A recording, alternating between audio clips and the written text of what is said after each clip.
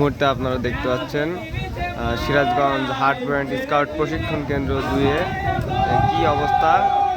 আবহাওয়াজনিত কারণে এখানে দেখেন ঝোড়ো বাতাস এবং বজ্র বৃষ্টি, তাঁবু টাবু সব কিছু পানিতে ডুবে গেছে। কি পরিস্থিতি একবার দেখেন, আমি আপনাদের দেখাচ্ছি। তাঁবুগুলোর সামনে কি পরিমাণ পানি এবং অনেকের তাঁবু তলিয়ে গেছে। ঝোড়ো বাতাস এবং দমকা হাওয়া, বজ্র বৃষ্টি, হঠাৎ করে আবহাওয়ার আর এই অবস্থা দেখে